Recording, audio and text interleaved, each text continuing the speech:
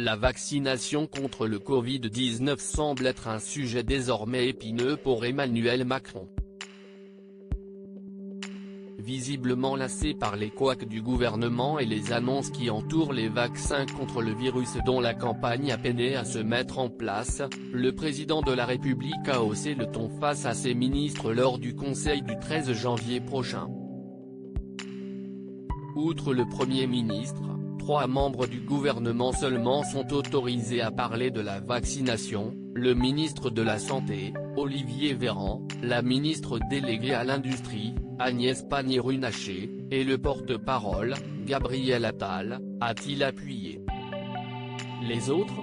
Si j'en entends un autre en parler dans les médias, je suis à sa disposition pour recevoir sa lettre de démission, a-t-il ainsi lancé, rapporte Ouest France, relayé par Libération. Le ton est donné pour Emmanuel Macron qui met un point d'honneur à vacciner le plus de Français possible pour endiguer la pandémie de Covid-19. Mettre un terme à cette crise sanitaire est même selon son épouse Brigitte, sa seule préoccupation. Actuellement son obsession si est de sortir au mieux la France de ce qui est en train de se passer, avait ainsi confié la première dame qui a déjà assuré qu'elle comptait se faire vacciner.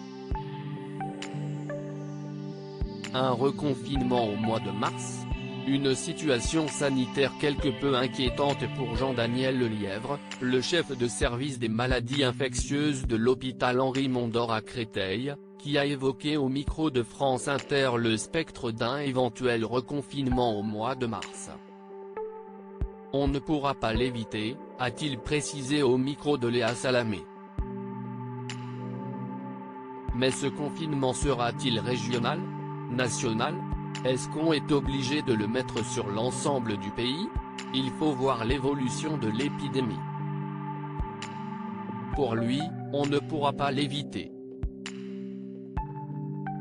Le confinement a des impacts économiques et psychologiques majeurs, dont le gouvernement se laisse cette marge de manœuvre, a ajouté.